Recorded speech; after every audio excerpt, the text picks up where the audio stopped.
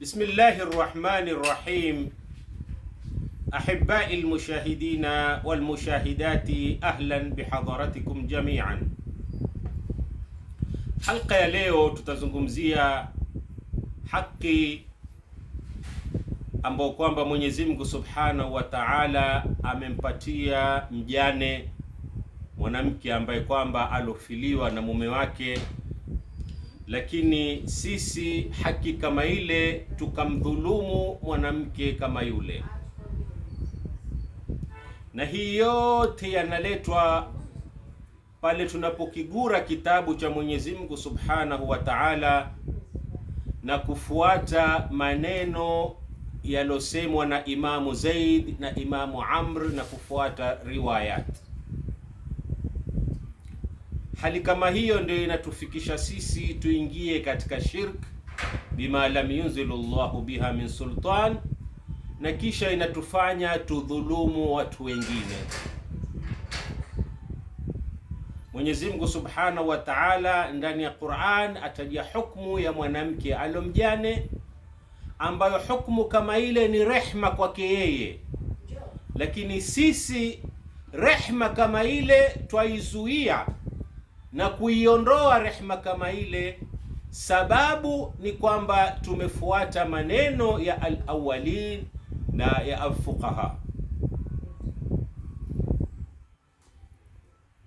Leo nataka kuzungumzia aya mbili ambazo kwamba Mwenyezi Mungu Subhanahu wa Ta'ala amezitaja katika suratul Baqara. Aya kama hizo ndio zimewafanya babu zetu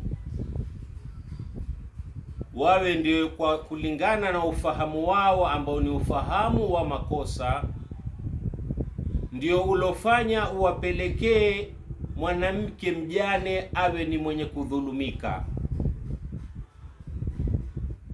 Na Mwenyezi Mungu Subhanahu wa Ta'ala ashamwekea hukumu mwanamke kama yule ndani ya Qur'an, ambayo hukumu kama ile kama nilivyosema ni rahma. Na ndiyo Mwenyezi Mungu Subhanahu wa Ta'ala akatuambia ndani ya kitabu chake, wa hadha kitabun anzalnahu ilayka mubarakun fattabi'uhu wattaqu la'allakum turhamun. Mwenyezi Mungu Subhanahu wa Ta'ala atuambia ndani ya hiki kitabu chake kitukufu, wa hadha kitabun, hakusema wa hadhihi kutub, hakusema na hivi vitabu, la, asema wa hadha kitabun, akimaanisha kitabu hiki peke yake. Anzalnahu mubarakun, tumekiteremsha, ambacho kitabu kama hicho kina baraka kubwa. Fattabi'uhu wattaqu, Mwenyezi Mungu anatuambia ukifuata kitabu kama hicho. Kwa hivyo Mwenyezi Mungu hapa anatoa amri kwamba sisi ni wenye kufuata hiki kitabu. Wattaqu la'allakum turhamun, na muwe ni wenye kumcha Mwenyezi Mungu. Kule kufuata hiki kitabu na kumcha Mwenyezi Mungu Subhanahu wa Ta'ala, Mwenyezi Mungu ataturehemu. Yani kitabu kama hiki ni rahma. Ndio Mwenyezi Mungu akatuambia, wama arsalnaka illa rahmatan lilalamin. Mwenyezi Mungu hapa hazungumzii kuhusu mtume wetu Muhammad alayhi salam, la, Mwenyezi Mungu anazungumzia kuhusu hii risala aliopewa mtume wetu Muhammad alayhi salam. Akasema wama arsalnaka illa rahmatan, yani hiyo risala tulokutumiliza wewe mtume Muhammad wapelekee hao walimwengu, basi hiyo waambie kwamba ni rahma, na wajue kwamba ni rahma hiyo. Yani hiki kitabu ni rahma, lakini vitabu vingine wallahi havina rahma. Kwa hivyo leo tuangalie namna ya mwanamke ambaye kwamba alofiliwa na mume wake, vipi amedhulumika.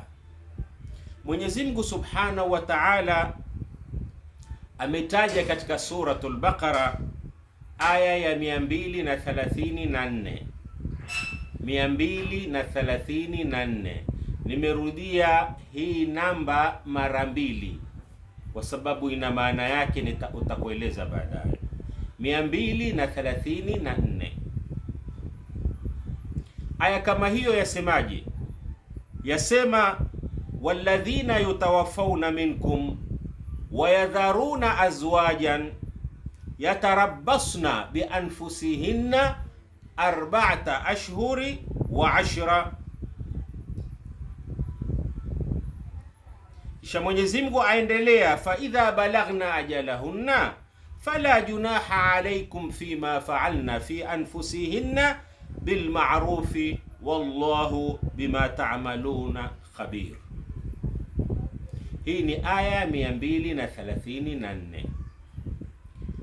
Kisha Mwenyezi Mungu Subhanahu wa Ta'ala, ukiteremka chini katika sura hiyo hiyo aya ya 240, Mwenyezi Mungu anasema walladhina yutawaffawna minkum wa yadharuna azwajan wasiyatan liazwajihim mata'an ila alhawl fa in haraj mata'a ila ghayra ikhraj fa in kharajna fala junaha alaykum fima fa'alna fi anfusihinna min ma'ruf wallahu azizun hakim. Mwenyezi Mungu Subhanahu wa Ta'ala ameteremsha aya mbili kama hizi, lakini aya mbili kama hizi babu zetu wanatuambia, nikisema babu zetu na maanisha salafuna salih, kama tunavyosema, yani walopita, alfuqaha walopita, kwa sababu wao ndio tunawafuata. Kila walosema wao ni la sawa, yani wao wanaoyasema ni kama maneno ya Mwenyezi Mungu, hawakosi. Sasa nini wasema wao? Wasema kwamba aya tuloisoma mwanzo, ni aya gani? Walladhina yutawaffawna minkum wa yadharuna azwajan yatarabbasna bi anfusihinna 4 ashhuri wa 10. Aya inayofuatia walladhina yutawaffawna minkum wa yadharuna azwajan wasiyatan liazwajihim mata'an ila alhawli ghaira ikhraj. Wanatuambia kwamba aya ya 240 imefutwa na aya ya 234. Wakati ilipokuwa narudia kusoma namba ya aya, hapa ndio napataka tuwe ni wenye kutumia akili zetu. Mwenyezi Mungu Subhanahu wa Ta'ala anatuambia afala yatadabbaruna alqur'ana am ala qulubin aqfaluha. Hela hamuwe na tadabbur maneno ya Mwenyezi Mungu Subhanahu wa Ta'ala, ama hizo akili zenu zimetiwa makufuli. Sasa sisi leo tunataka kutadabbar aya mbili kama hizi kulingana na maneno ya babu zetu walivyotwambia. Wanatuambia kwamba aya ya 240 imefutwa na aya ya 234, yani aya ya 240 mansukha na nasikh ni aya ya 234, yani iloifuta aya kama hiyo ni aya ya 234. Leo utatumia akili, ayuha al-aqil, ewe mwenye akili, leo utatumia akili yetu, haya maneno walioyasema babu zetu, je, yako sawa? Vipi aya ya 234 iwe ni wenye kuifuta aya ya 240? Vipi? Yani Mwenyezi Mungu Subhanahu wa Ta'ala ameteremsha aya, kisha baada ya muda akateremsha aya nyingine, kisha sisi tuje kusema kwamba ile aya nyingine iliyoteremshwa baada imefutwa na aya iliyoteremshwa kabla. Yani vipi yaingia akilini? Yani Mwenyezi Mungu Subhanahu wa Ta'ala leo akuamrishe fanya, kisha kesho akwambie usifanye, ateremsha aya nyingine asema usifanye, kisha sisi tuwe ni wenye kufuata ile aya iliyosema kwamba ufanye. Yani Mwenyezi Mungu Subhanahu wa Ta'ala, kuna haja gani ya kuteremsha aya ya 240? Yani kwa nini ameteremsha aya kama hii? Ikiwa aya ya 234 imeifuta aya iliyoteremshwa baadaye 240 imefutwa. Yani na haja gani ilikuwa iteremshe hii aya ya 240? Ilikuwa haina haja. Kwa hivyo ukiangalia tu hivi ni kwamba maneno waliosema babu zetu hayaingia akilini, sio mantiki. Vipi iwe mansukh aya ya 240 na nasikh iwe ni aya ya 234? Vipi? Yani wanamfanya Mwenyezi Mungu ni kama mwanadamu. Haya ni sisi wanadamu ndo tunavyofanya, lakini huwezi kumfananisha Mwenyezi Mungu Subhanahu wa Ta'ala. Mwenyezi Mungu anapotoa sheria hatoi sheria kisha kesho aiondoshe sheria kama ile alete nyingine. La, abadan. Haya ni sisi wanadamu tunayofanya. Sisi tutaweka sheria, nchi bunge litaamua kwamba kuwe na sheria fulani. Baada ya muda ile sheria ambayo kwamba tumeiweka tunaikuta kwamba no, hii sheria hailingani, twaiondoa, twaweka sheria ambayo kwamba ni nyingine. Hayo ni mambo ya mwanadamu anayoyafanya, lakini Mwenyezi Mungu Subhanahu wa Ta'ala alimul ghaib. Mwenyezi Mungu anajua mambo ya ghaib. Kwa hivyo hawezi kuweka ati leo sheria kisha kesho aiondoe sheria kama ile alete nyingine. Mwenyezi Mungu Subhanahu wa Ta'ala hawezi kufanya mambo kama hayo. Ma yubaddalu alqawlu ladayya wama ana bidhallami lilabid. Mwenyezi Mungu anasema habadilishi maneno. Mwenyezi Mungu akisema neno ameshasema, akiweka sheria ameweka. Hakuna sheria hini yafuta sheria hini, wala hakuna ndani ya Qur'ani masala ya nasikh wal mansukh. Hakuna aya ilofutwa ati aya hii imefuta nyingine. Hii ni ilmu shaitania, ni ilmu ya kishetani. Mashetani wameingia, wamewatia waswasa mababu zetu, wakawa wana fikra kama hizo za kwamba aya hizi zimefutwa. Wapi Mwenyezi Mungu amesema ameifuta? Ikiwa aya mansukha, wapi Mwenyezi Mungu amesema kwamba aya kama hii imefutwa? Hakuna dalili. Nani alioteremshwa wahi katika wanavioni kwamba aya hii ni ya 240 mansukha imefutwa? Hakuna. Kwa hivyo ndugu wa Islam, ndani ya kitabu cha Mwenyezi Mungu hakuna nasikh wala mansukh. Kwa hivyo aya mbili kama hizi, hakuna aya nasikh wala mansukh, hakuna kabisa. Kila aya katika hizi mbili iko na hukumu yake na iko na kazi yake ila qiyami saa, mpaka siku ya kiyama. Aya ya kwanza, aya ya 234, Mwenyezi Mungu anazungumzia nini? Sikiza aya ya 234, Mwenyezi Mungu anazungumzia nini? Mwenyezi Mungu anasema walladhina yutawaffawna minkum wa yadharuna azwajan yatarabbasna bi anfusihinna arba'ata ashhuri wa ashra. Mwenyezi Mungu aya kama hii anazungumzia walladhina yutawaffawna, wale ambao kwamba, wale wanaume ambao kwamba walokufa na wakawacha wake zao, yani wajane. Sasa wayadharuna azwajan yatarabbasna bi anfusihinna arba'ata ashhuri wa ashra, wale wake zao ambao kwamba ni wajane watasubiri na wawe wenye kuhisabu ile hisabu ya eda kwa muda wa miezi 4 na siku 10.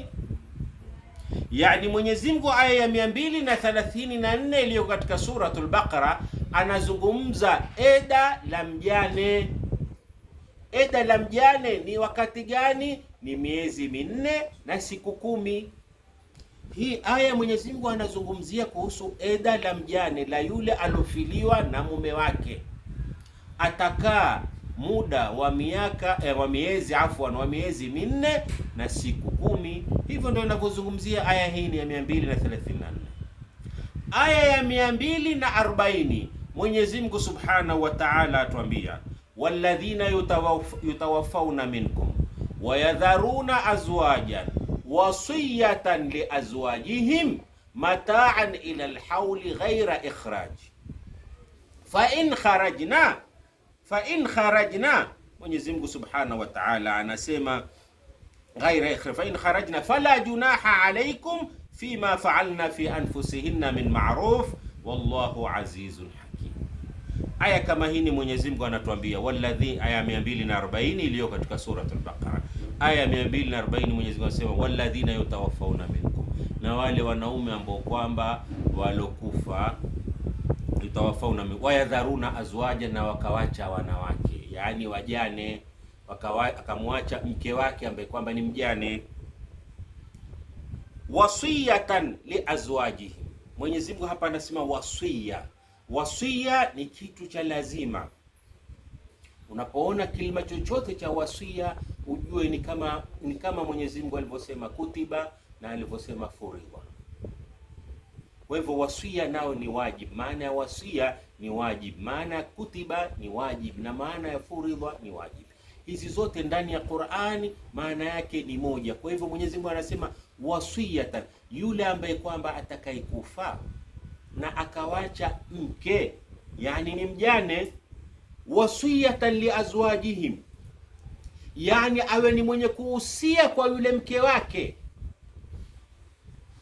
Ausie nini? Mataan ila alhauli ghaira ikhraj, yani mataan ila alhauli. Ausie nini? Mataan ila alhauli. Nini mataa ila alhauli? Yani mataan awe ni mwenye kuangaliwa kwa muda wa mwaka mzima, ghaira ikhraji, pasi na kumtoa ndani ya nyumba.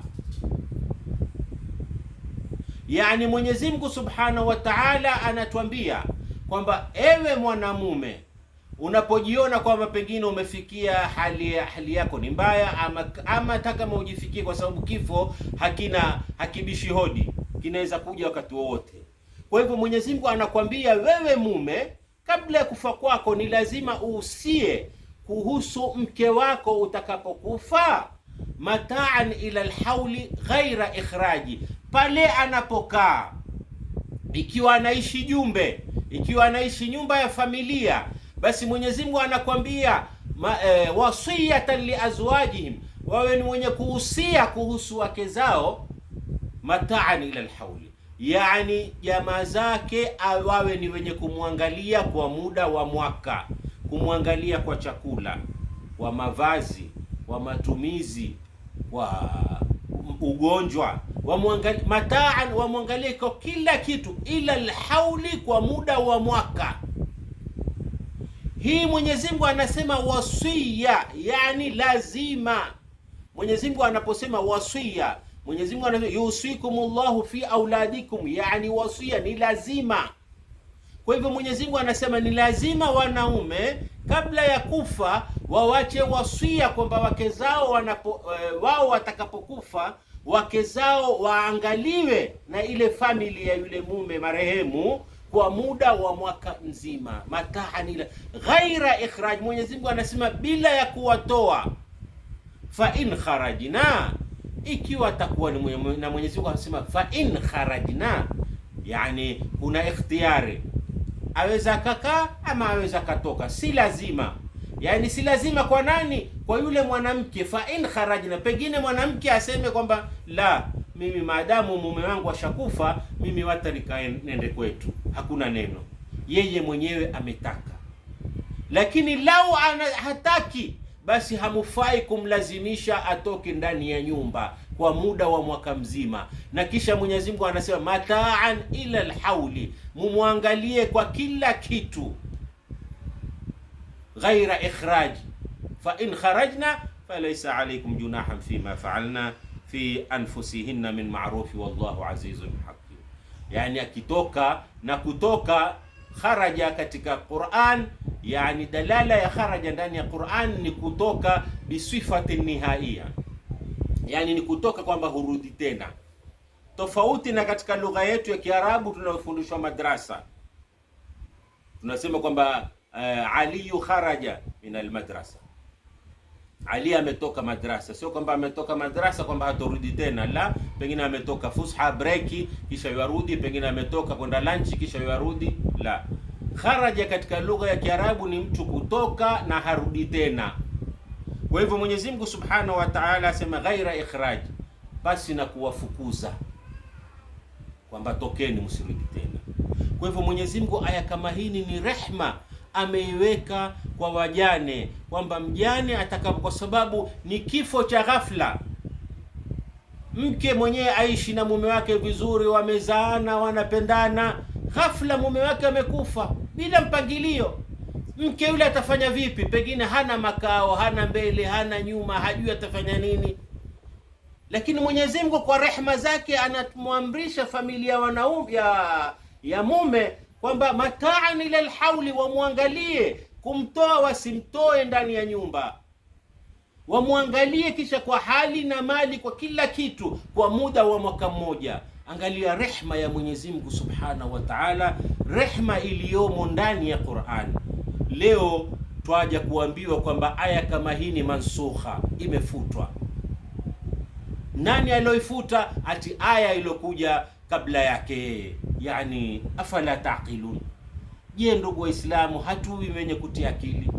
Hii rehma ya Mwenyezi Mungu Subhanahu wa Ta'ala amletea mjane, babu zetu waenda kuifuta kulingana na ufahamu wao wa makosa, na sisi ambao kwamba tulofuatia baada yake, na sisi pia tumeingia tumekuwa kama kondoo, twafuata tu bila ya kutumia akili zetu. Kweli babu zetu wamekosa na Mwenyezi Mungu atawahukumu kulingana na wao, lakini sisi tunafaa kwamba tuangalie, je, haya waloyasema babu zetu, je, yako sawa ama ina makosa? Kwa sababu wao ni wanadamu, wana sifa ya kupata na wana sifa ya kukosa. Kwa hivyo usiwe na 100% kwamba yani walosema ni hakikatun mutlaq. La, ni lazima uhakikishe dini, kila kitu ni lazima uhakikishe wewe mwenyewe, wala sio kumfuata fulani. La, msikize aloyasema kisha yahakikishe yale mambo, na mizani ya kuhakikisha mambo yote ya dini ni Qur'an, kitabu cha Mwenyezi Mungu Subhanahu wa Ta'ala. Na ndani ya kitabu cha Mwenyezi Mungu anasema hakuna nasikh wala mansukh. Haya ni maneno ya Mwenyezi Mungu ambao kwamba aloyasifa, akasema alif lam ra, kitabun uhkimat ayatuhu thumma fussilat min ladun hakimin khabir. Haya ni maneno Mwenyezi Mungu Subhanahu wa Ta'ala anakuambia ahkama ayatihi, kuanzia bismillahi mpaka minal jinnati wan nas. Mwenyezi Mungu anasema ahkama ayati, hizo aya zote Mwenyezi Mungu amezipanga kwa nidhamu, sheria, kwani hakuna sheria kwamba hii imefutwa, hii imefuta hini, hakuna contradiction. Haya ni maneno ya Mwenyezi Mungu Subhanahu wa Ta'ala. Vipi leo uje kusema kwamba hukumu ya mjane kama huyu ambao ni rehma Mwenyezi Mungu ameiweka kwa mjane kama yule, wewe leo uende kuiondoa? Na hii ndio imesababisha dhulma katika majumba mingi. Wangapi wajane siku alokufa tu mume wake, familia wanamfukuza ndani ya nyumba? Dhulma ngapi zinazotokea kwa sababu ya kufuata maneno ya babu zetu? Wangapi wajane ambao kwamba mtu mjane anakufiliwa na mume wake, hali ya kuwa wengine wako na matumbo ya mimba, wako na mimba, watolewa ndani ya majumba na ndugu za marehemu bila ya kujali, bila ya rehma yoyote. Yote ni nini? Ni sababu ya haya, kwamba aya kama hii ni mansukha, imefutwa. Na Mwenyezi Mungu wapi amesema kwamba aya kama hii imefutwa, ndugu Waislamu? Kwa hivyo Mwenyezi Mungu Subhanahu wa Ta'ala rehma ameiweka, na hii ni haki kwa kila mjane anayetaka haki kama hii. Mwenyezi Mungu Subhanahu wa Ta'ala amemruhusu, hakukulazimisha wewe mjane, lakini uko na khiari. Ukitaka utakaa, Mwenyezi Mungu ndo anavyotaka. Na wale familia wasipokataa, wamepinga hukumu ya Mwenyezi Mungu, na kesho wana masuhulia makubwa mbele ya Mwenyezi Mungu Subhanahu wa Ta'ala, kwa sababu Mwenyezi Mungu anasema wasiya ni wajib, sio kwamba ni maneno ya upuzi. La, nyinyi familia ni wajib mumwangalie yule kwa muda wa mwaka, sio kumfukuza ndani ya nyumba kwa sababu mumewe amekufa. Na hii kama nilivyosema ni rahma, kwa sababu mke kama yule amefiliwa na mume wake ghafla, hajui afanye nini. Mwenyezi Mungu ameweka ni rahma. muda wa mwaka atakaa pale, akili yake itatulia, atajua ataanza vipi maisha baada ya mwaka. Hii ni rehma Mwenyezi Mungu, sio siku ile ile mwamfurusha ndani ya nyumba hajui afanye nini. Lakini Mwenyezi Mungu asema la mataan ila alhauli ghaira ikhraji, mumwangalie kwa kila kitu bila ya kumfukuza ndani ya ile nyumba kwa muda wa mwaka mzima. Kwa hivyo ndugu Waislamu, tumeona kwamba Mwenyezi Mungu Subhanahu wa Ta'ala amempa haki mjane, amemrehemu mjane, lakini sisi kwa kufuata riwayat na maneno ya Imamu Zaidi na Imamu Amru tumeifanya mwanamke ni mwenye kudhulumika, na haki kama hii imekuwa imepotea, haionekani, kwa sababu babu zetu wamesema kwamba imefutwa aya kama hii.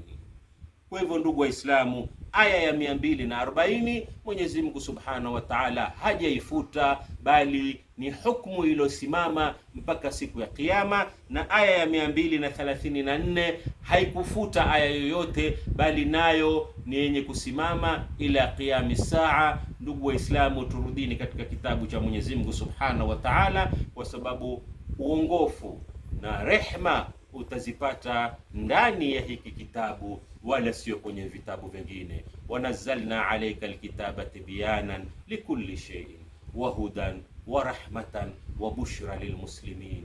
Mwenyezi Mungu Subhanahu wa Ta'ala anatuambia, tumekuteremshia wewe Mtume Muhammad kitabu ambao kwamba tibyana, kitabu chenyewe ni hiki, tibyanan likulli shay'in, kimeweka uwazi kila kitu unachokitaka katika dini utakipata hapa, wala sio kwenye vitabu vingine. Kisha kaendelea akasema wahudan, hichi kitabu ndio mwongozo wako wewe ambaye kwamba ni Muislamu, mwongozo wako uko hapa.